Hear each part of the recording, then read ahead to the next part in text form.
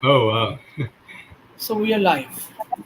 Oh, thank Okay. you very much, Parijay. And we are starting this session, ladies and gentlemen, with Mr. Amrit Gangar, who is an independent film researcher, critic, and curator based in Mumbai. Gangar served as the regional secretary of the Western Regional Office of the Federation of Film Societies of India (FFSI), a curator for Experimenta, India's only festival of experimental cinema, and also as consultant content developer for the National Museum of Indian Cinema. He has been involved in several exhibitions, curatorial and filmmaking projects, and video installations internationally, and is known for his film Federation of International Cine Clubs (FICC) has awarded him in Berlin in 1989 for his work in the Indian Film Society movement. Today, Amrit would be talking about the very nature of the politics that comes with patronage and the general idea of the Film Society movement at the time of the emergency, 1975 to 77. Amrit, the stage is all yours. Thank you so much, Dibyakusum. And I must thank you both, Parishoy and Dibyakusum, for provoking me to rummage through my old papers during these 2 3 days, and just to reconvene my memories of those days. And I did get something that provoked my memory. So thank you both, Orisha and Dibyakusum, for pushing me towards that. And I was also trying to dig out something more relevant or maybe more provocative in some way. And I did get something which I would like to show you. There is something which I can't share, and that's something I will talk to you about a bit later. But this is what I wanted to show you.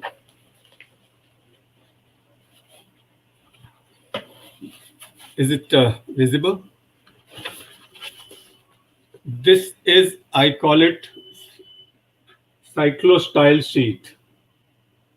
This is the cyclostyle sheet, and it played major role. This what I call in the age of art of the semi-mechanical reproduction. Just to rephrase Walter Benjamin, this what I saw was screen unit program note of 1988. That time we were observing. Screen unit was a film club that I headed for almost 3 decades, and this particular program note was about Gajanan Madhav Muktibodh and Mani Colson Sata Se Uthta Aadmi. That was the time when we were observing 10 years of a screening unit, uh, which was established in 1978, which started working in 1978. Actually, it was conceived during the emergency. The screen unit in far off suburb of Mulund, which is central line suburb in Mumbai, and it was initiated by Manilal Gala, who was the founder secretary. He started putting things together. One was the memorandum of association, then objectives, then rules and regulations, all that, because we wanted to formalize it.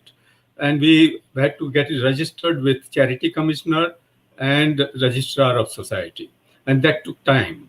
By the time we got all that, and we got affiliations with the Federation of Film Societies of India, it was 1978. And in the beginning, we started working.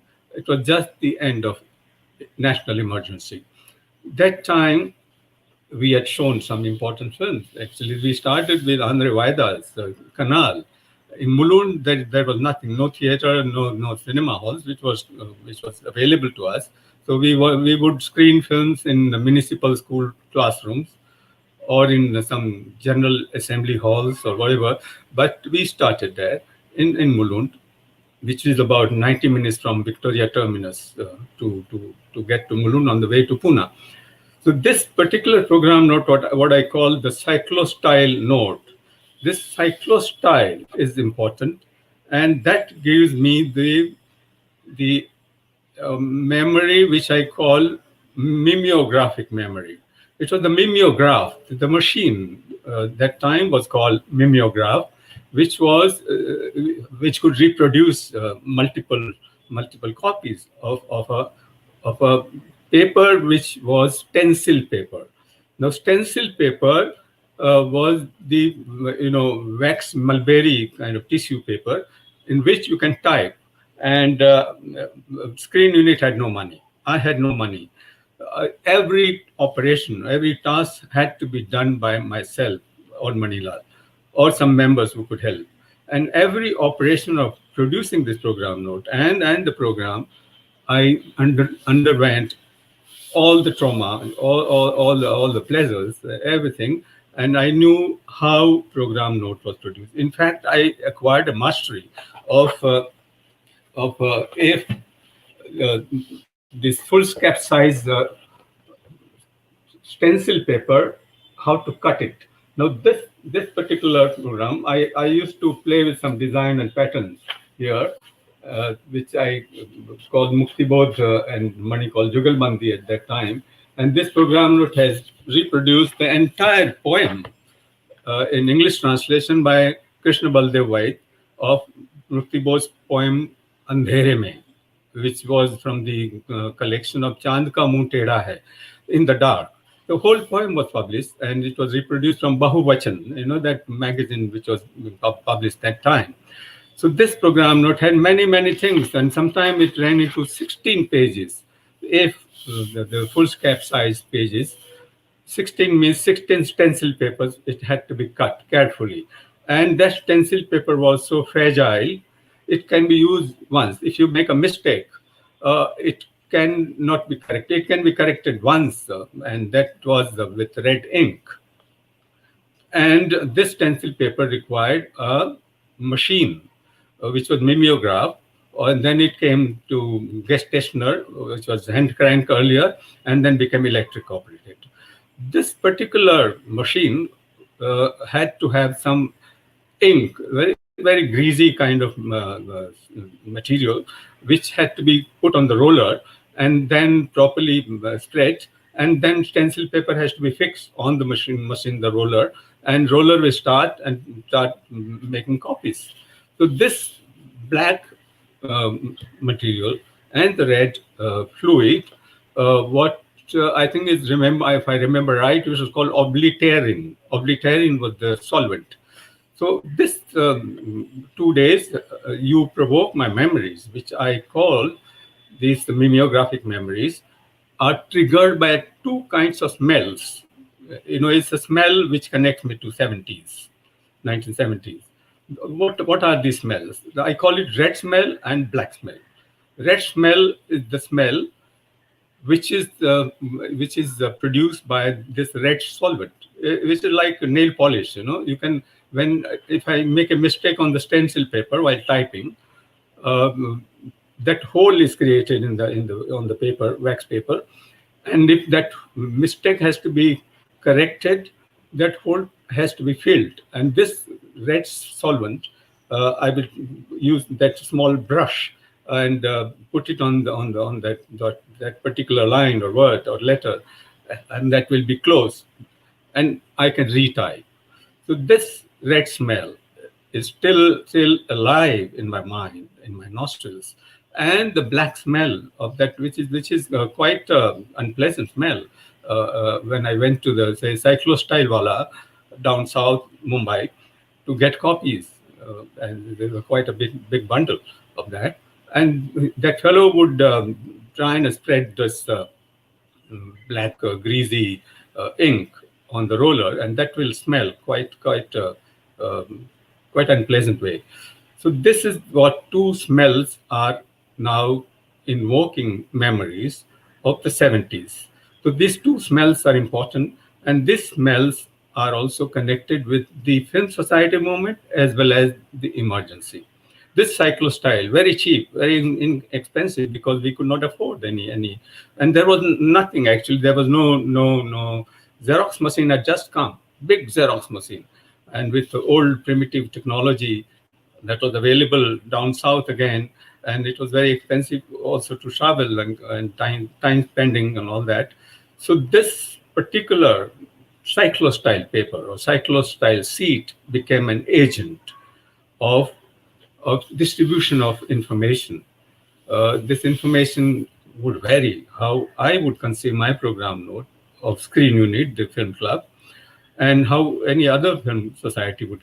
This morning, Parishay was telling us about the film societies publishing journals, in particularly in Bengal, and quite radical. Would refer to Platonow and Karl Marx and Lenin and all that, and very radical philosophers.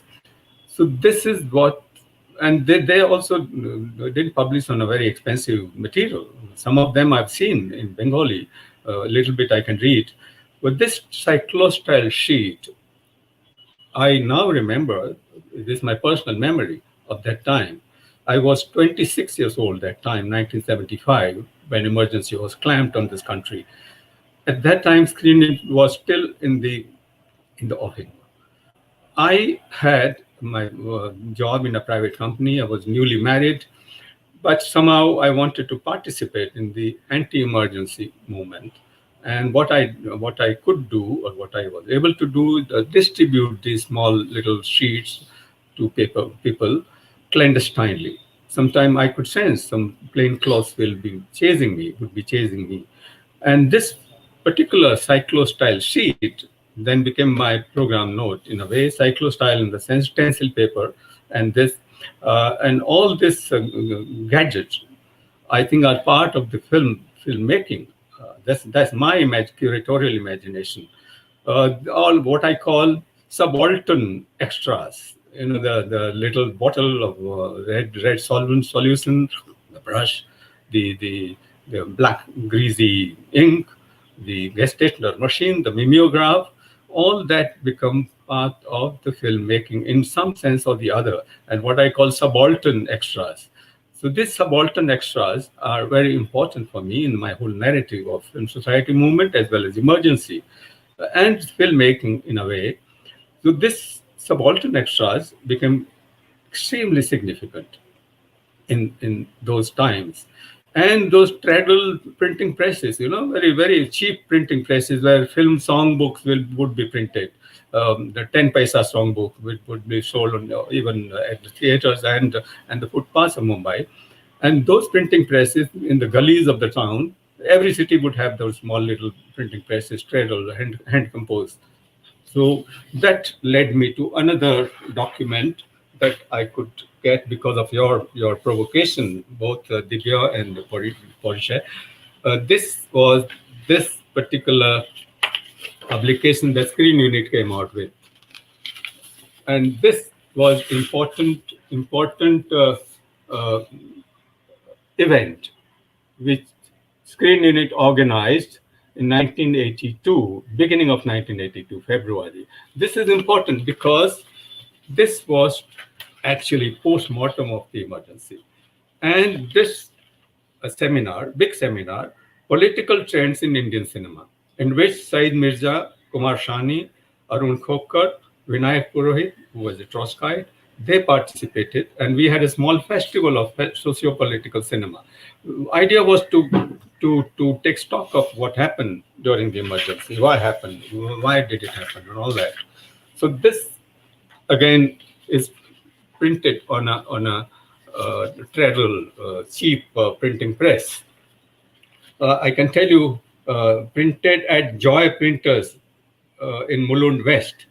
That time, our president was a medical doctor, Rajesh Joshi, and his phone number is also there. 5-digit phone number, 504241. 5-digit have become now 10 digits phone number. Can you imagine the whole progress that black telephone instrument that we used to use, and that particular tone of the bell or the ring, everything has changed. So the sense of smell is so important for triggering of my memories today, just now. And this sense of smell, unfortunately, I cannot share with you. Neither the art of moving picture, motion picture cannot produce this sense.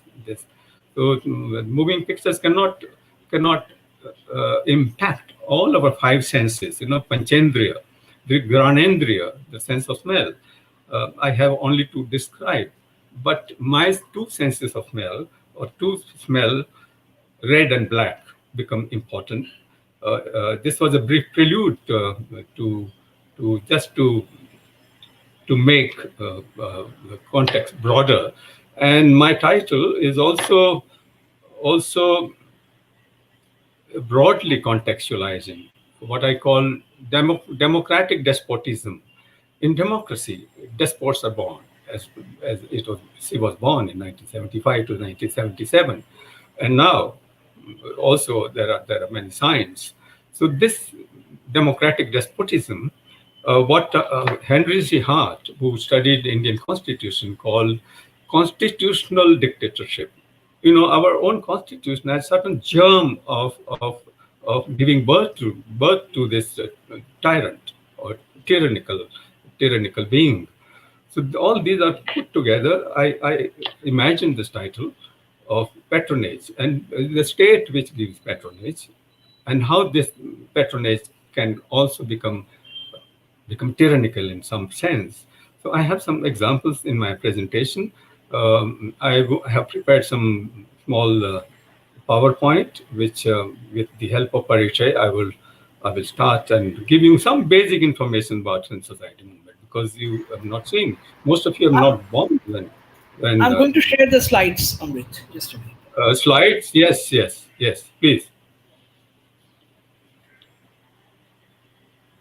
Please, sir.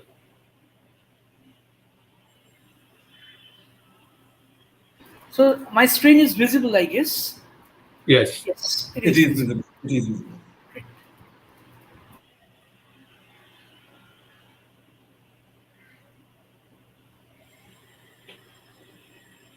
This was the title: State, a Patron and a Tyrant, Indian Film Society Movement in the Totalitarian Times. Now, let me tell you that we have barely any documentation of this sort of that time. Just now in Behrampur, I think five hours north of Calcutta, which is one of the oldest film society, 1965. They are celebrating and holding a festival. So I asked General Secretary Premendra Majumdar of the FFSI to ask them what role did they play during the emergency. So reply was they were quite apolitical and there was no role played during the emergency, though they had started in 1965. And they have their own building called Ritvik Sadan, their own theater. So this state of internal emergency, we started from midnight, 25 June to 1975 to 1977 March, had its impact on, its general impact on everybody. So individual film societies are okay, but as federation, and I'm still not very sure to call it a movement. That I think as we go on, we'll come to that point. Yes, Parichay. This is one example that I wanted to give you. Many examples are well known, including Anand Patwardhan, but I wanted to give Anand Patwardhan later because of two films, because they're most extremely important. They are the only audiovisual documents that give that particular time they were shot. And this film, a Malayalam film, Kabani Nadi Chabanapol, when the river Kabani went red, it's actually shooting started in Bangalore when the emergency was declared, and you can see the titles. It was there was a strict warning as government was against the act of, it supported extremist activities and all that, and this element was there. Though it was a Lao film, but there was a main character. The protagonist was a Naxal, and that's why it invited the problem. Yes, sir. So this amidst harassment, the director P.A. Backer managed to complete the shoot. And why do I show this example? It's also, besides this, is making during the emergency and undergoing very repressive acts, including going to the prison. The three persons who were involved is the producer Pavitran, the two actors, T.V. Chandran and Ravindran, Chintha Ravi, as he is popularly known, they were personal friends too. And therefore, I thought I must bring back those memories through this particular example of Malayalam film, which was shot during this time of 1975, exactly, and kind of the experiences they underwent. Uh, so let's see the title. So again, the censorship. You know, the censorship is the weapon that state will never let go. It will always keep it with you. Though cinema is the concurrent is under concurrent list, both state and the center can legislate it upon, but censorship is with the center, and this censorship weapon is that they applied to this film. They butchered it, like they did it with Amrit Nahata's film Kissa Kursika. Next. When it was being screened in Thiruvananthapuram, the police stormed the theater. The reason they gave was that they received complaints against the film. There was some producer in Kerala who had complained this. I don't know whether it was genuine complaint or not, which is happening even today. They found a group dance sequence in the film where the dancers wore masks, and they found it objectionable. They thought this was Naxalite camouflage.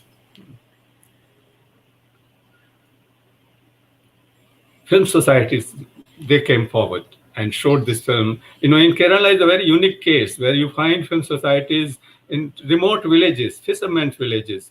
And thanks to this first communist government under Namutripad, EMS Namutripad, and the education minister, Professor Mundasheri, they had a widespread network of village level libraries, you know, reading libraries.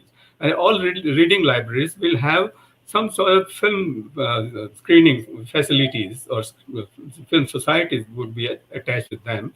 And it was all over Kerala, unlike West Bengal, which was largely urban centric or Mofussil town centric. But Kerala was a different case. Yeah. You are not showing this now? The If you title? also, yeah, I can screen the clips, those two clips, the title and that dance sequence. Both. Okay, so should we go through all this text first? No, I think I can show those two clips now. Okay. No problem. The titles of, Title first, yeah, and then the dance. then the dance sequence, yes.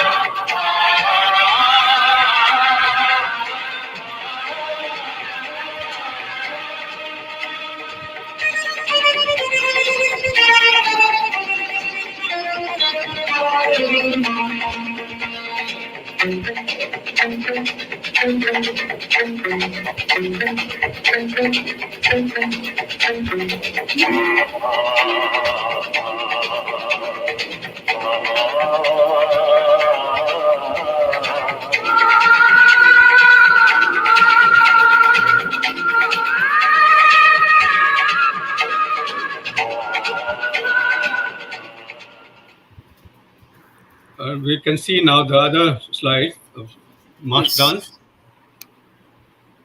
and then we will go back to.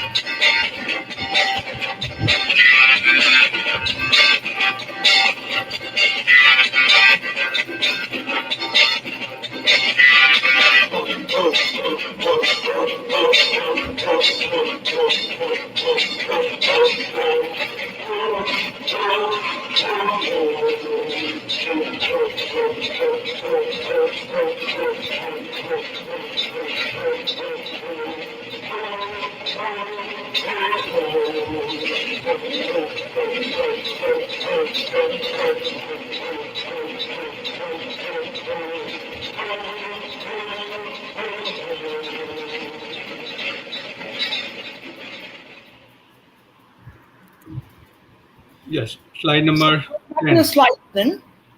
Slide number 10, emergency and the media. Yes. So that was the scene which censor board had objected, and it was about to be chopped off, and some INB officer, INB Ministry, Information and Broadcasting, somehow he found that it was a normal nightmare. So let it go. It remained, and we were able to see it.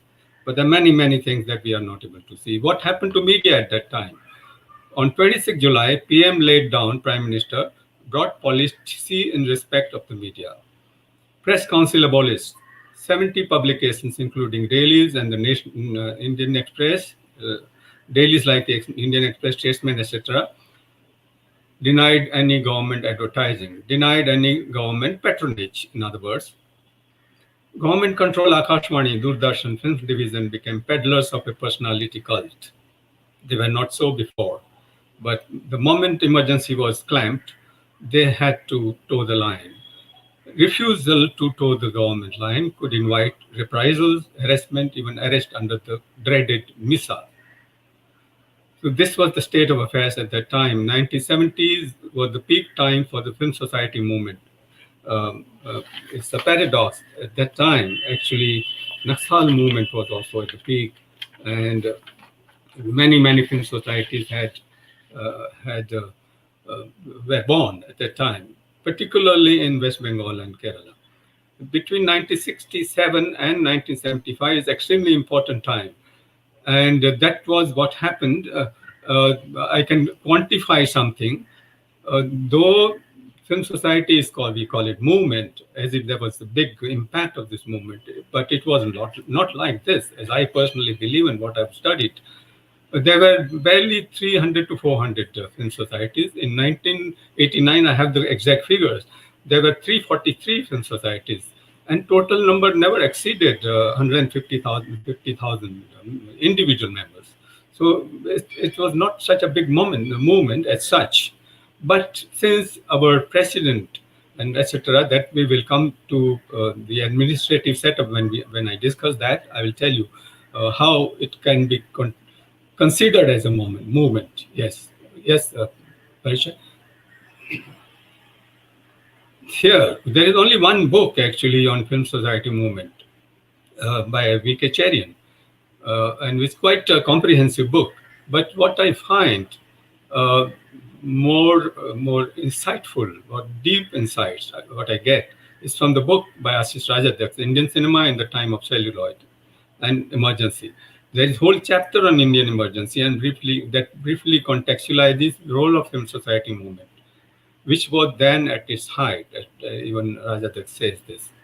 And he refers to Bombay societies. Only two societies he refers to. One is Screen Unit that I was privileged to head, and one was the Film Forum, which are basically film technicians and filmmakers association. And his recent book on Kumar Shani, The Shock of Desire and Other Essays, also begins with a long chapter on Bazaar Realism, emergency essays by Kumar Shani. And these are extremely important essays if we want to study those times of emergency between 75 and 77. Early on, Kumar Shani was an active member of Anandam Film Society in Mumbai, one of the older, which was older than Film Forum. Screen Unit came later. And a special number of Ipson, Indian Film Society News, published on the occasion of 25 years of Film Society in 1984, which was edited by V.K. Dharamsi, who is a silent film scholar, and myself. And it begins with the interview with Kumar Shani, in which he discusses his association with the Film Society, Anandam, and he also tells us about how Film Society movement should be shaped and what it can, how he can intervene. Yes. We have to show that before this, Waves of Revolution. Yeah. Clip number 16. This was the film shot when the emergency was in operation by Anand Patwardhan. Yes. Please. Just a minute. Huh? Yeah.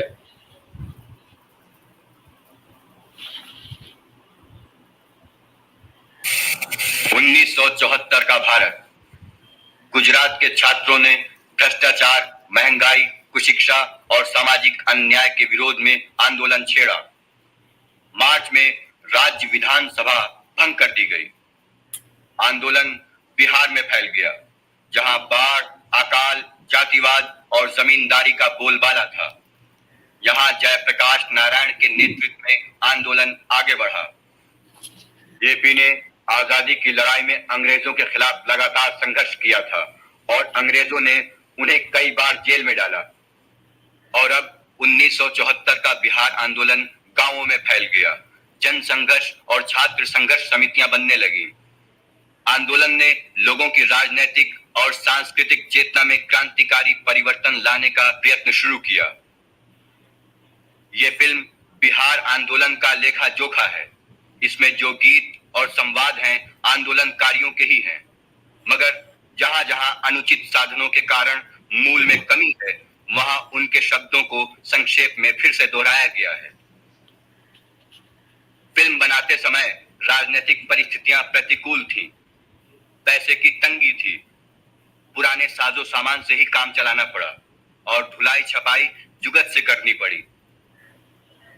Film के बनाने और दिखाने में जिनका सहयोग रहा, ऐसे अनेक व्यक्ति गुमनाम ही रह गए हैं।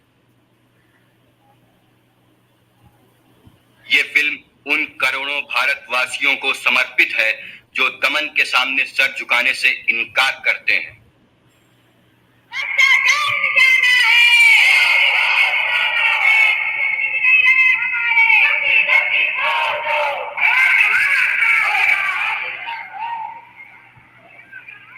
मैं आपसे पूछता हूं, आप में जितने ऐसे भाई बहन यहाँ बैठे हैं जो ये चाहते हैं कि बिहार का मंत्रिमंडल इस्तीफा दे दे, विधानसभा भंग हो जाए, वो अपना हाथ उठाइए।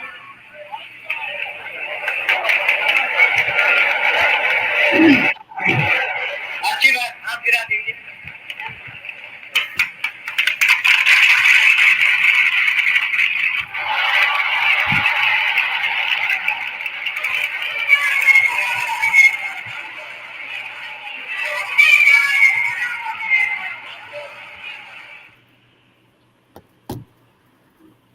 Yes, Parisha, slide number 17. Now we are through with the text until the end. Yes, this particular film was completed in secret in 1975 using outdated film stock and makeshift equipment. A part of it was shot in Super 8 which was then projected onto a screen and refilmed with a 16 mm camera. Processing took place in various laboratories for fear of discovery. The sound was almost entirely recorded on a consumer cassette recorder. Those times were not digital times, they were celluloid times. Now, clandestine screenings of the film took place in India during the emergency. In September 1975, the print was cut into segments smuggled abroad, reassembled and circulated by non-resident Indian organizations and individuals concerned with exposing the growing repression in India. Today, the film serves as a reminder of the spirit of the people who fought for the right to democracy. It's an extremely important document. In its very first year of formation in 1978, Screen Unit, a Mumbai-based film society, was one of the first to screen this film along with Prisoners of Conscience, focusing on the state of emergency. Though it was made in 1978, the interviews are with the people who were imprisoned and tortured during 1975 to 77 emergency time. And therefore, it also becomes very important document of that time. Yes. Now, let me give... Should I screen Prisoners of Conscience or later? Pardon? No, then the clip will come in the end now. Okay, we have only... fine. Continue, please. Thank you. Any other question?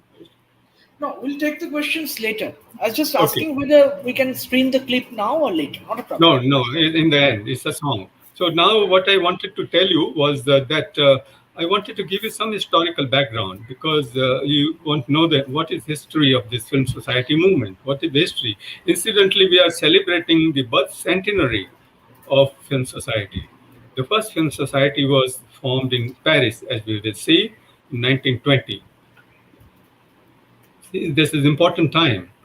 And it was formed by a German Dulac, who was a noted experimental filmmaker. It was the first national film organization of its kind, that Federation of French Film Societies. And as movies were not going to be confined to France alone, so also film societies, a film society was formed in Britain in 1925. Associated with the film society movement, there were the finest intellectuals of the time, like George Bernard Shaw, Julian Huxley, Clive Bell, J.B.S. Alden. Gradually, film societies were formed in different parts of the world. So when these kind of people, intellectuals, are associated with the film society movement, you can imagine, but the film society movement depends on who runs it. Though members could be very eminent people. What happened to India? In India, there were two film societies, Amateur Cine Society and Bombay Film Society, which are the oldest. They were founded before independence, the pre-colonial times, in 1937-42, and they were formed mostly by Britishers. Yeah, next. But the movement could be said to have started only in 1947, when the Calcutta Film Society was formed in that year. The prime movers behind this were Satyajit Ray, Chidanand Dasgupta, Harisadhan Dasgupta, and others. So this was the crucial year, 1947. But then proper formal movement started in 1959. A parent body, Federation of Film Societies of India, was formed. In small gathering of Delhi, Patna, Roorkee, Bombay, Madras, and Calcutta Film Societies, which met in New Delhi and decided to form such a body, whose president became Satyajit Ray. Mr. Satyajit Ray was president of FFSI till the last day of his life. So, and he was very, very close friend of Indira Gandhi. And we got many benefits because of that proximity. Over a period of time, the FFSI grew into 4 regions: North, South, East, and West. Later, Kerala became separate chapter in itself. It separated from the South region and became independent chapter. Historically, Kerala had been leading India's film society movement, followed by West Bengal. Otherwise, the presence of film societies had always been quite uneven. And therefore, I'm arguing against whether we call it a movement proper, or it just a flicker of the movement. Now, this is how it looked. You know, this red color shows Kerala and Bengal, which was quite pronounced presence of film societies. Otherwise, it was quite, and North was almost barren. There were hardly any film societies, very few. Lucknow had, Delhi had, that's all. And some other societies in the north. Maharashtra had few. In 1989, it had only 61 film societies, where Kerala had 156 and Bengal had 91. Now, why I'm coming to this point now. What is the organizational structure of film societies? Now, this makes a kind of glimpse of a movement because it has a structure. It's not sporadic. It's many sporadic movements come and go, but it's stayed. Now it's almost scattered. But you can see this. There are 5 regional offices. On the top is president, general secretary, and treasurer, which are based in Calcutta, in the central office. Under that are 4 regions and Kerala chapter. All of them have vice presidents. And for example, Indira Gandhi herself was vice president of Federation of Film Societies of India once. And I.K. Gujral, another prime minister, was the vice president or treasurer of Federation of Film Societies of India. When I was regional secretary of the Western region, Basu Bhattacharya was the vice president. And they all report to the president through general secretary. And under them were treasurers, secretaries, and other regional officials. So this is how the structure of the movement was. Now, what is important is the 2 P's, what I call programming and program notes. And what I think anybody who is researching on film societies have, if they analyze the program notes, which define the character of that particular society. I can tell you from my own experience and some knowledge that there are film societies headed by people who believe in certain things, who have their own belief systems. There are film societies who will shun Anand Patwardhan completely. They will not show his films. Or even Manikol and Kumar Shani, for some reason or the other. If we analyze the program notes of a particular film societies, we come to know where their stand is, why some film societies are programming in certain fashion, why they are choosing some filmmakers and not others. So this gives you some ideological, if I may use this word, ideological understanding of the film societies, which together form the movement. And program notes, how many of them, how can we know this programming? Basically through program notes. And I don't think I can claim that there is no other film societies in India which had such detailed program notes, like Screen Unit had for several years. And there was a particular emphasis, like we had in 1988, Safdar Hashmi was murdered. We had whole program note devoted to Safdar Hashmi.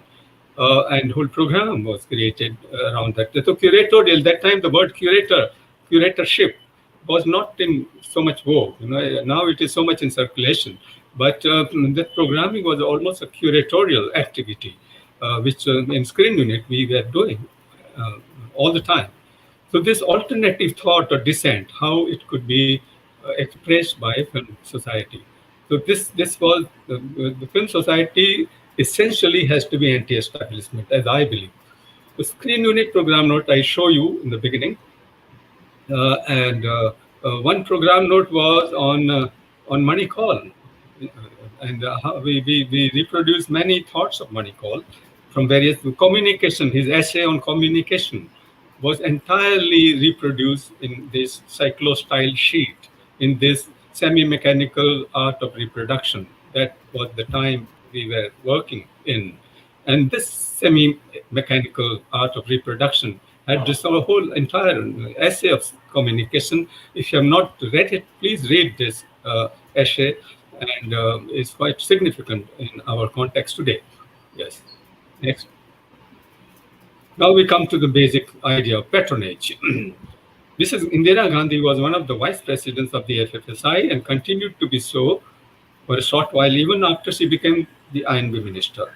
He became the PM from 1966 to March 1977, when emergency ended, and she was re-elected in 1982, 80 to 84. Political and financial patronage continued. This is important. This is one of the pictures that I had.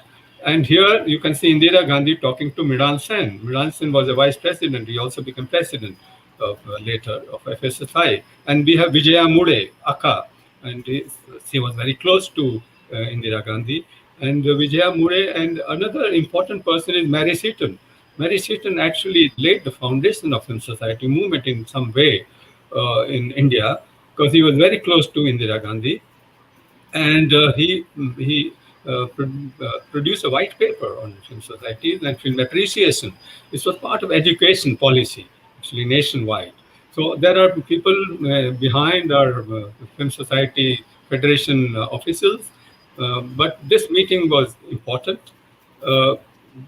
because it also recontextualizes or contextualizes the role of Mary Seaton, which itself is a different debate altogether. But I think he has to be referred to when we talk about Film Society movement. Next. Mr. I.K. Gujral, who became the 12th Prime Minister of India between April 1997 and 98, was also an office bearer of FFSI in his initial year of ministership. So this is what we had. The topmost authority in the government were associated with the Film Society movement, and that benefit was given to us in some way or the other. So what was this patronage then? Hardcore financial patronage. Initially started under Government of India's plan head from rupees 50,000. It went actually up to, in the 80s, 1,100,000, and then it went up to 600,000 per annum.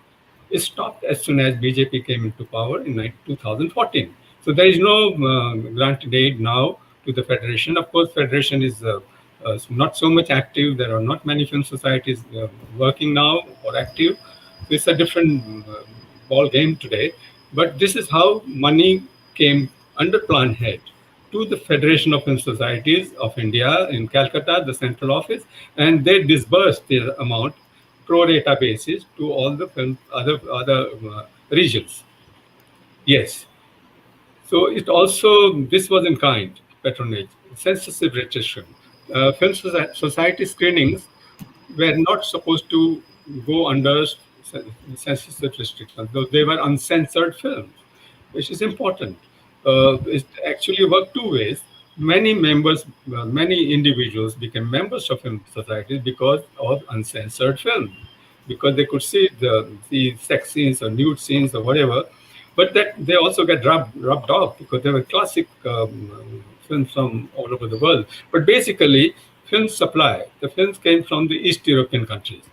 This is another politics of supply of films to Film Federation of Film Societies of India, and therefore all the film societies. All the Eastern Europe or Central European countries were active at that time, and Cuba.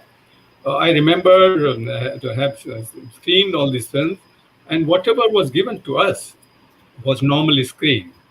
And many a time I had problem with some films, and my colleague, who was also a regional secretary, Mr. Dharamsi, he had in fact rejected some of the French films right from the railway station. And then the order came from the top, from the central office, that how can you do that? We will spoil our relationship with the French embassies and French cultural center. But they were quite happy. The head there, the French cultural center, in fact, complimented for this act because you have done the right thing. They were not good for film society screenings. So all these are, politics of exhibition, politics of distribution, politics of programming, politics of viewing, politics of what to accept, what not to accept. All that comes into play, and therefore it becomes very important. What kind of political patronage given to us? What kind of the individuals who ran the Film Society movement at that time, even now. Now, this is also important. Left front government in Kerala even now gives grant of 50 lakh rupees per year to FFSI Kerala for spending money in Kerala only. So they are also holding a festival called Science in Kochi. And that's a very important film festival in Kerala that Federation of Film Societies of India, Kerala, is holding it.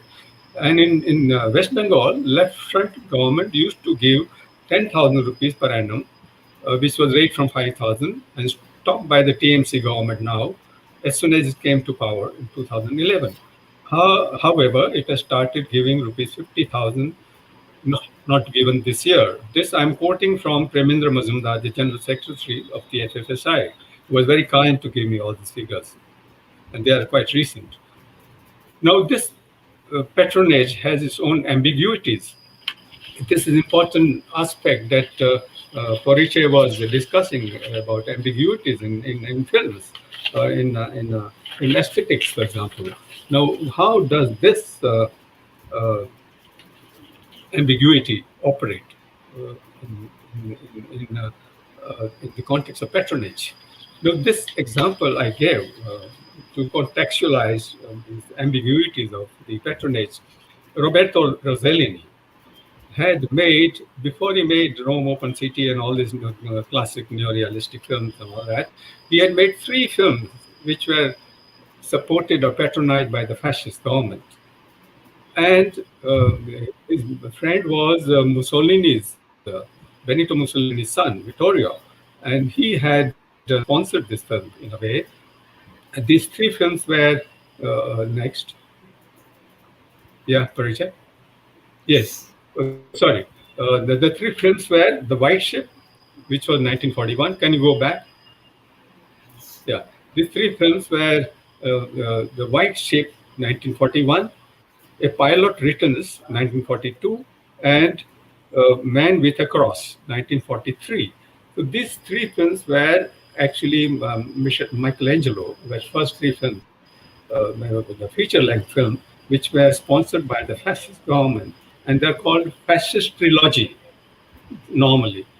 But if you read his biographer, Tag Gallagher, who wrote Rossellini's biography, in which he is quite defensive. He said they were not fascist films at all, and Rossellini didn't get these patronage from the fascist government.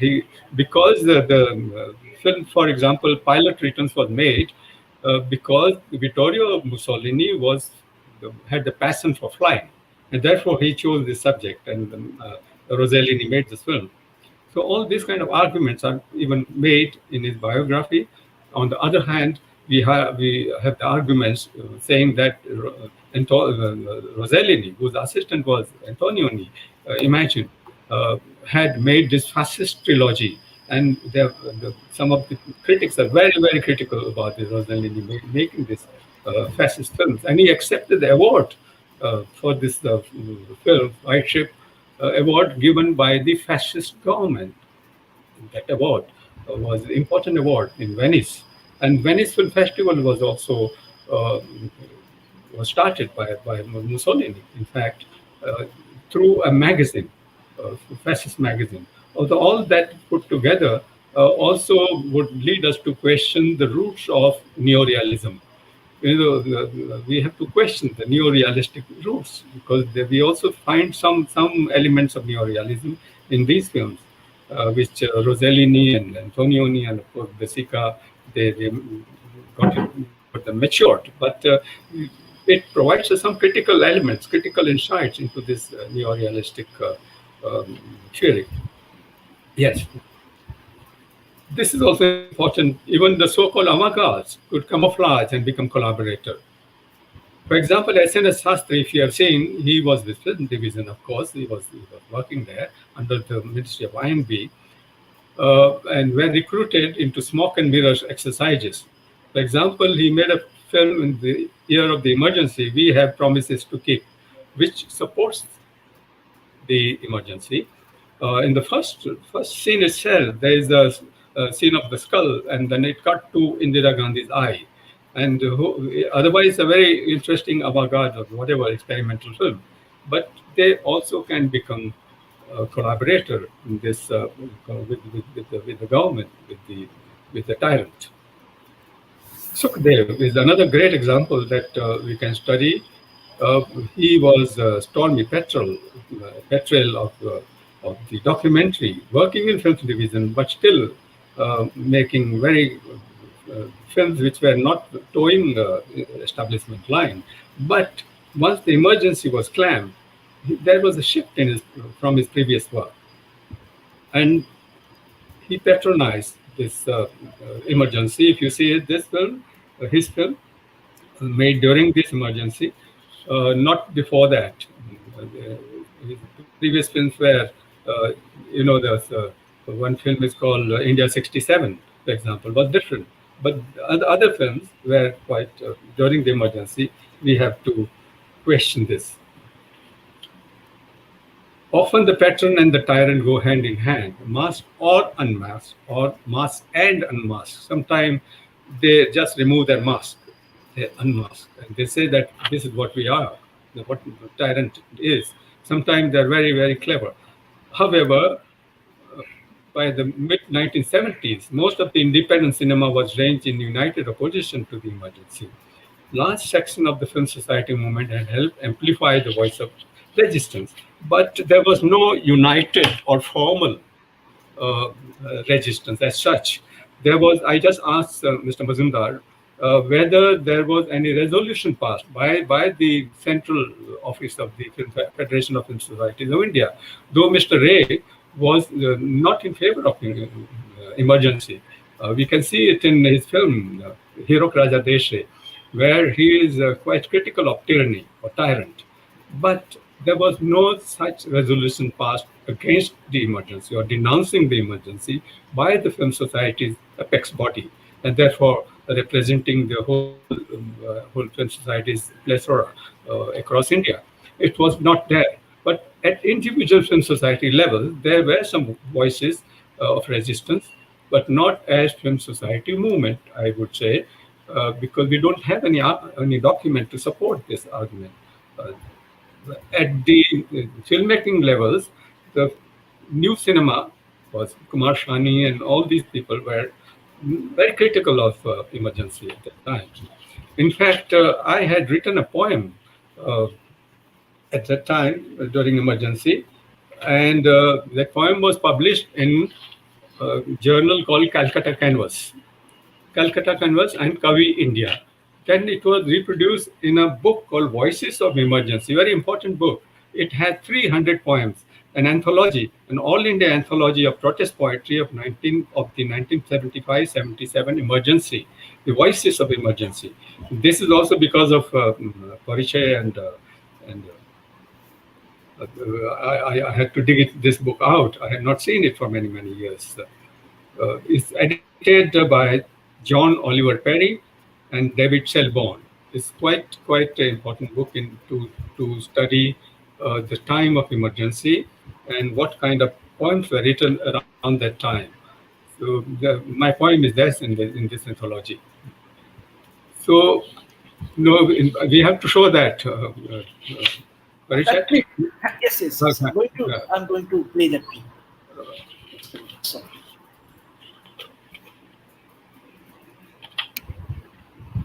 46.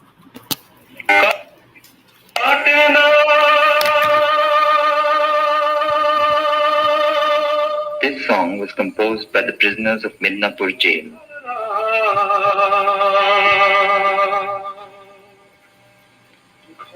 The night is endless. The rice jars are empty. It's not My eyes fill with tears. My heart is on fire. How will I protect you, my mother?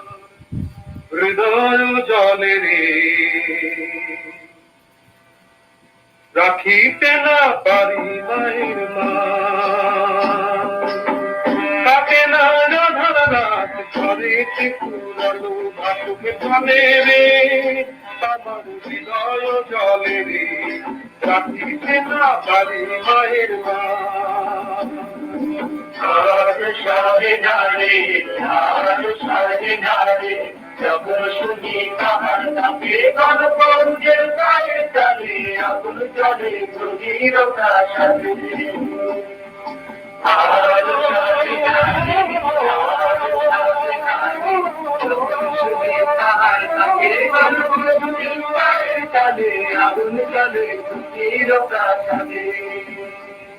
I hear the mountains shake and the mansions of the rich crumble as the people march upon them.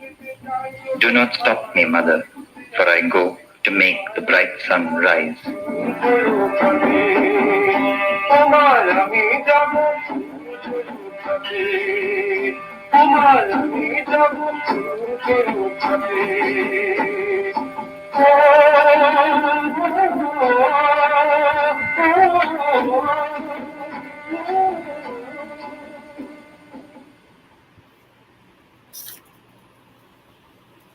Yes, there was one slide which says that emergency is perennial, it's perpetual, it doesn't stop. Should I show the slide again? Amrit? If that particular line, Yes, sure. that before this, yes, emergency is a perennial state, so will be human resistance to repression. Human beings will keep congregating in a united voice against repression. And this is the fact. Emergency is non-stop. Therefore, 1970 is long. It also goes back. We can go back to 1920s, when the silent film called Bhakti Vidur was banned, when Rowlatt Act came, the Black Act, as it was called. And that blackness of the act still continues. Human soul will have to keep its resistance or dissenting voice alive.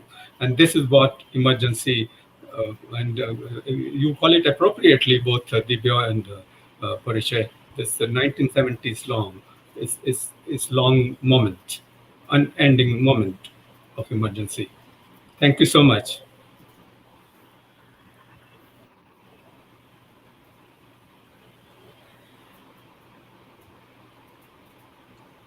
Thank you very much, Amrit. That was absolutely fantastic and probably one of my personal favorites of this the takeaway of this Thank you. whole. Thank you. I consumed the whole hour, Dibya.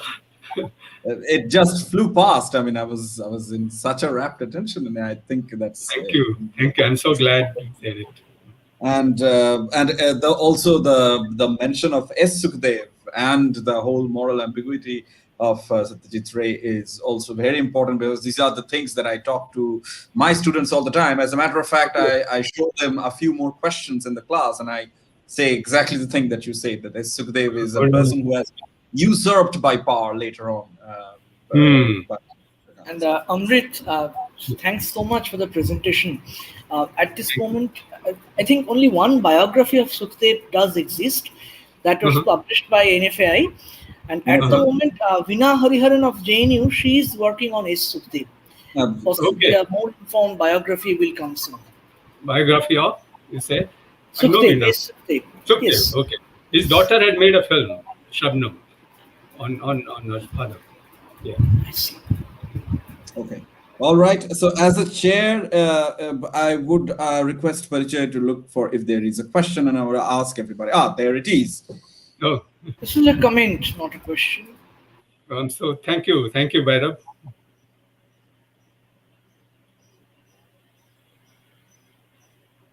Is there anything else?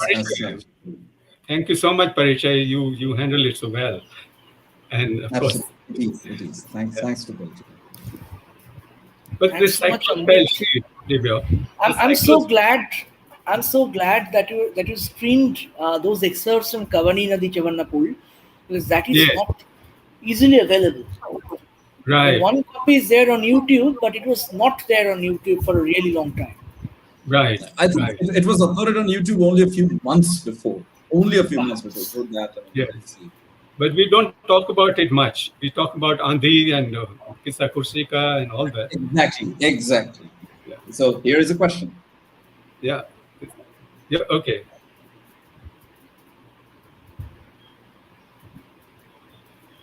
Hirak Raja Desha was made later, not during the emergency, I think. 78, I suppose. I think it was made in 1980. 80, yes. So during the emergency, there were films, I think these kind of films, which were directly confronting the emergency. The way Anand Patwardhan made waves of revolution. But what I'm disturbed, Dibyo and Parichay, and also just to deviate a little, this is a defining moment. 1975 to 77 was a defining moment for Indian politics. What is happening today is because of that. Probably Jayaprakash Narayan had not imagined what will happen. The way the power was usurped, by certain forces. The 1975 to 77 emergency is becoming so defining, as you can see now over the period of time. I remember the Marxists and the Sanghis both campaigning together on only one agenda, Indira Hatao. That was the agenda at that time. And both Marxists and Jansang, which had only 2 seats at that time, Jansang fellows and Marxist comrades were joining together hand in hand to campaign for a candidate, which I've seen with my eyes. And that's a very strange paradox of history, of political history of this country. So this we cannot wish it away. The 1977 is so historically, politically significant, and we have to keep on asking what happened and why this state of affairs today. What makes it? And you go back to this time, and then if you analyze that time, you understand quickly what happened. We have a question, I think.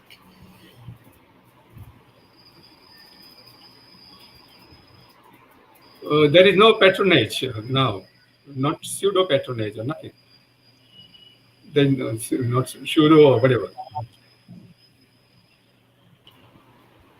At least it's more honest. Pardon? I mean, at least it's more honest.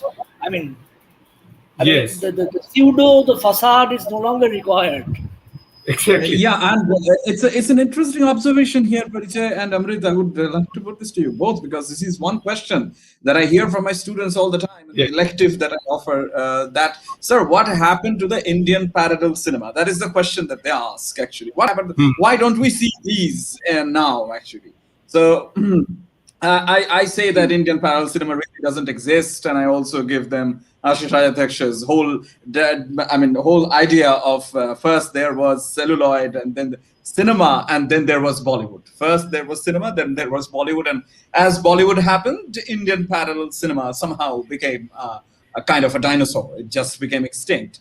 So now that is not the interesting part. The interesting part comes much just after that. They ask, sir, is Article 51 or Gully Boy, are these the examples of Indian parallel cinema? That is the time when I want to say a lot, but I really can't, because it's very simple. Dibyo, Manikot, there was a magazine run by T.M. Ramchandran many years back, and one issue was dedicated to the idea of commercial cinema and art cinema. And he went on asking, it was kind of survey. Vijaya Mehta of NCPA, there were many, I think Sai Paranjpe was there, Mani called. And Mani says to him that what is art cinema? What is commercial cinema? He was not in favor of this binary at all. He said best commercial film is the film which makes the maximum profit. If it doesn't make money, then it's not a good commercial film at all. Simple. Exactly. So it's in the mainstream or whatever stream, if it cannot make good profit, it's not a good commercial film. What is best art film?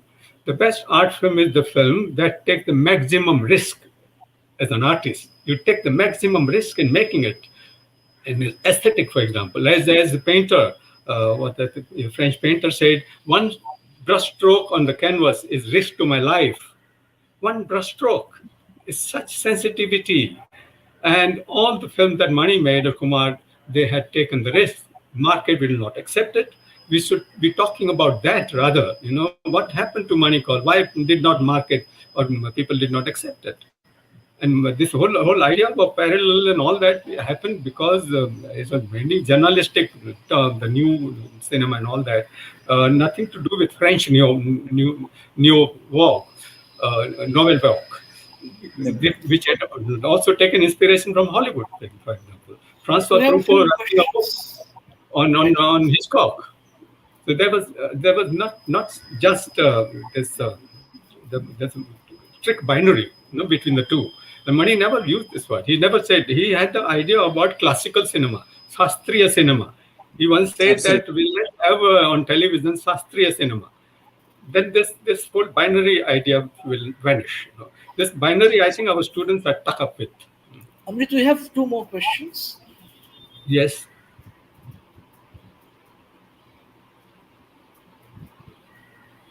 Film societies in the 1780s, they were there when they were, but this patronage for a certain idea, thought was there. As I said, a patronage would come from let's say Film Society A. They will invite you, say Dibyo, and screen his film. See, Film Society's function was mainly to promote, screen the films and then conduct debates and discuss and all that. Some film societies did make some short films and all that, but it's a very exceptional case. So suppose Film Society A wants to promote Dibyo. It's a kind of patronage. So I will invite, no matter is good, bad, or whatever kind of film, but I will invite you and present the film to my members. And there were large membership, like Cine Central in Calcutta had 5,000 members. Calcutta Film Society had 2,500 members at that time, peak time. So you have 4,000 members, captive audience. Imagine. You have not to spend any money for that. But this is, I call it patronage in some way.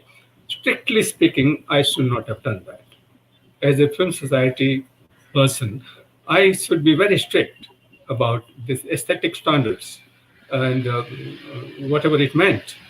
If I want to, I had shown Sholay, but deliberately, because we wanted to study it seriously. And there was a whole day seminar on Sholay. So there was no, why, how can't we? So I would like to show Jai Santoshi Ma, which was also made in 1975, right in the time of emergency, with the budget of 4 lakh rupees, and they made as much money as Sholay did. The Jai Santoshi Ma, we have to study seriously. So let's not get stuck up with this binary, good and bad, and parallel and not parallel, mainstream and non-mainstream, and art and commerce. I think binaries are not valid. I think they don't become productive. Amrit, one more question. Yes. Just a minute. Yeah.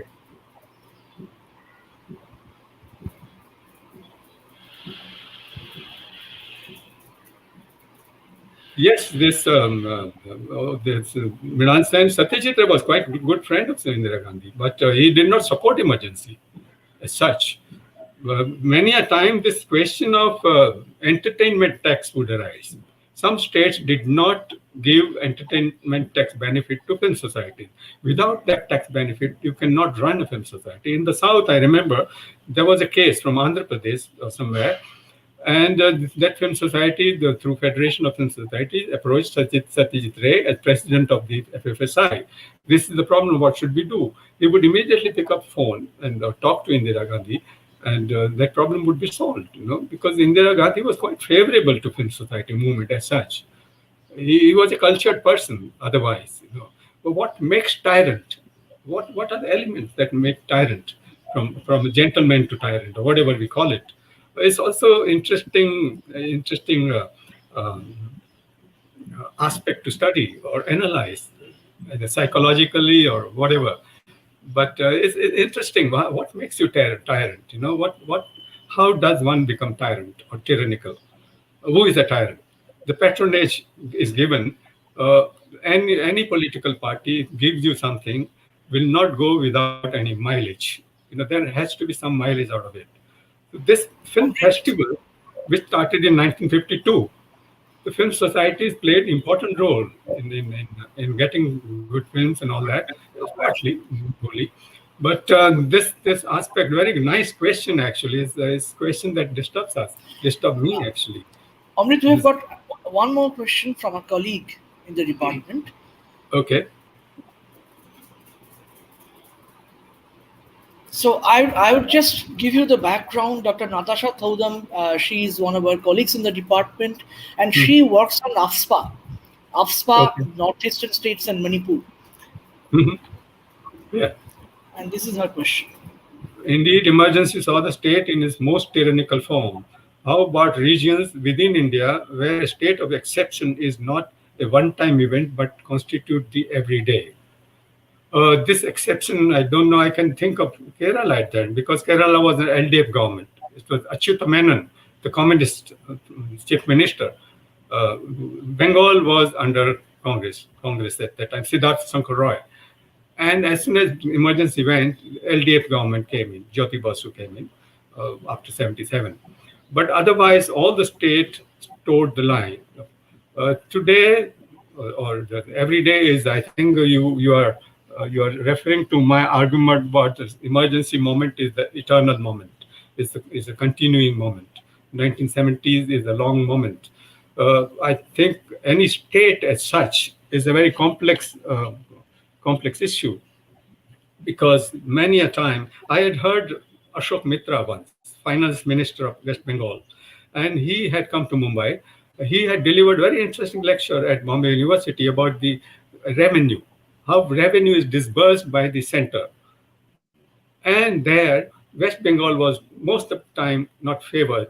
It was given not very stepmotherly treatment. So pragmatically, the states will toe the line of the center, whatever the party is in center in the power. But the tyrannical powers, the resistance to it has to come from some individuals as such. The state has its own assembly where laws are passed or legislated. But it's quite a complex thing. Are you asking me about today or in the 70s? As Amrit, actually, as I said, there's a context. Dr. Natasha, as a scholar, she works on AFSPA and the Indian Northeast, Manipur, and other places. That I understand, yes. So, have I answered the question or not?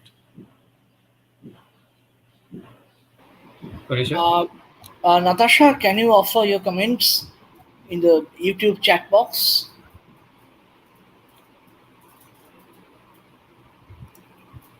Amrit, let's wait for her comments. Sure. As soon as I get it, I'll just show it over here. Yes. Dibya, did I make sense in whatever? Yeah, absolutely. I absolutely understand. But since Natasha, as Parichay said, works on that specific geopolitical scenario and she has first-hand experiences of it, probably she would be the better judge of. Not about this question, about the parallel cinema and all that. Of course, certainly. And I would completely agree with you that this binary is, especially in an academic discussion,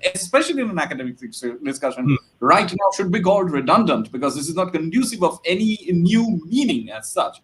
And especially when teaching emergency in the class, emergency and cinepolitics in the class, I think the parallel films also, the way they have evolved and the way they have responded to emergency and Indira Gandhi's regime has got a lot to say.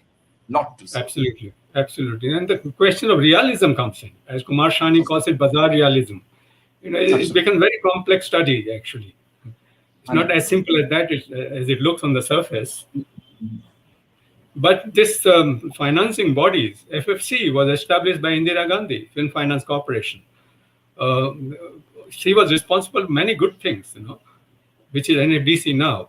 When Ipson, in this particular issue of Ipson, we had interviewed many people, including Malti Tambe Vaidya, who was the managing director of the NFDC at that time. So we had also interviewed her about what NFDC could do for film societies. What did she think about it?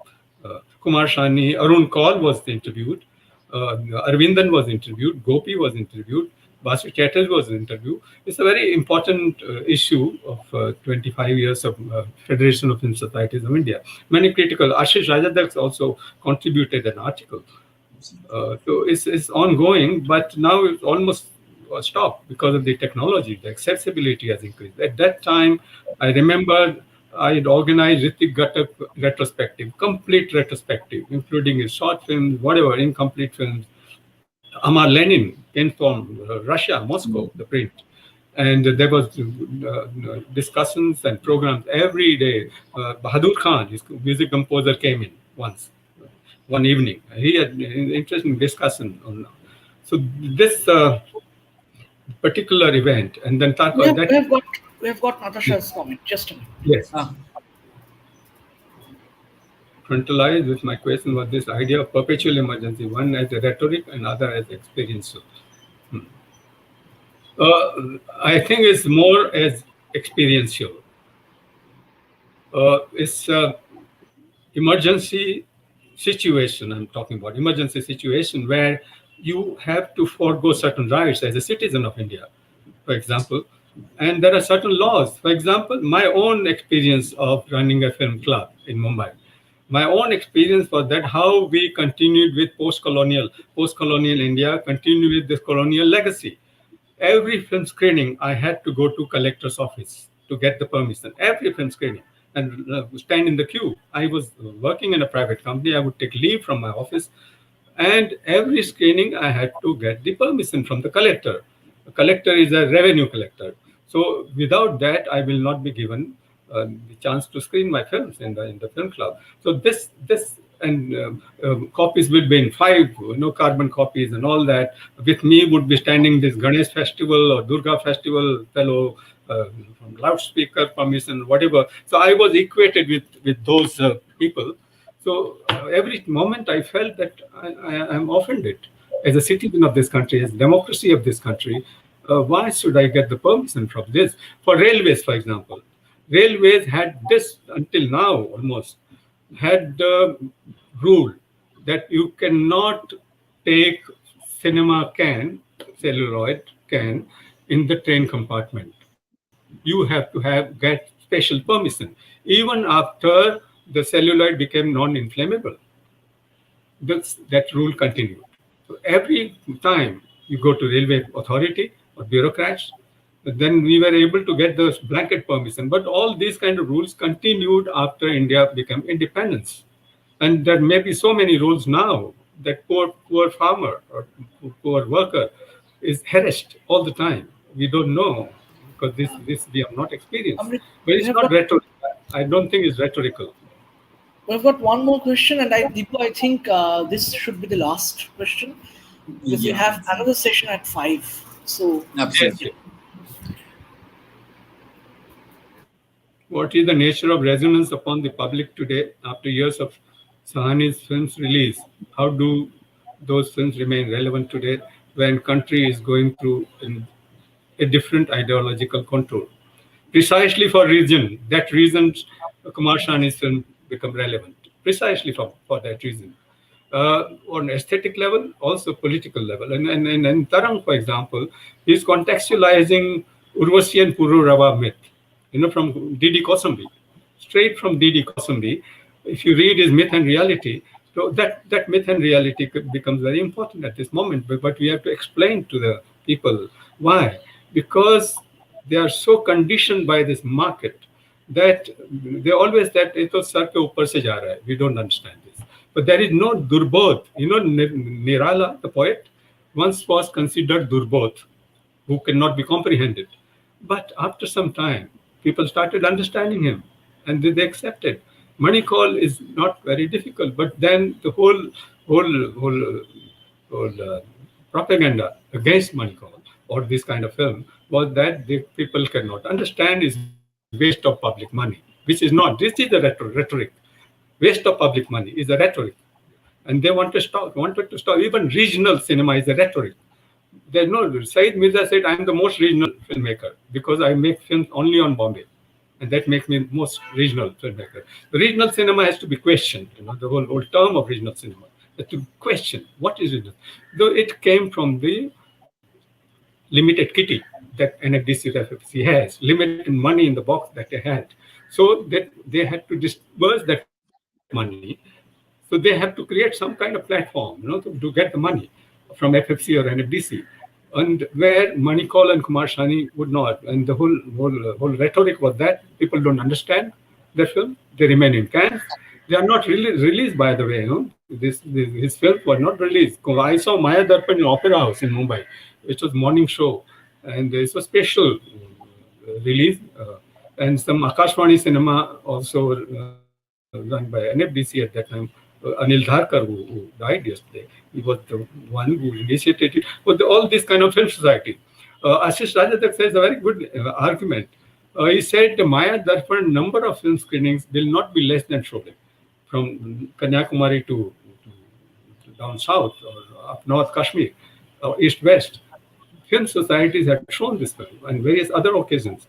So we should not be so hopeless. Actually, it's quite a hopeful scenario. If we keep our energy level high or normal, I think it's not that hopeless. And have I answered you, Bisoy? Sorry, I'm jumping here and there, but it's within the context actually. No worries, Amrit. Thanks. And I think that was the last question that we were able to take, because Dibbo, we have another session, and as chair, you have to conclude this. I think. Absolutely. Yes. Absolutely. But Amrit, from the very bottom of my heart, I thank you for this excellent presentation and the even more excellent question answer session that followed. Thank you so much. This has been wonderful. Thank you so very much. And thanks to all the audience and to Parijay for being a very fast hand at changing the slides. Yes, and absolutely. Absolutely. And students are very intelligent. They ask so proper questions. Yeah. So good. So keep it up. Thanks so much, Amrit, for this. Thank you. Thank you, Dibya. Thanks. So I'm ending the broadcast. Yes, please.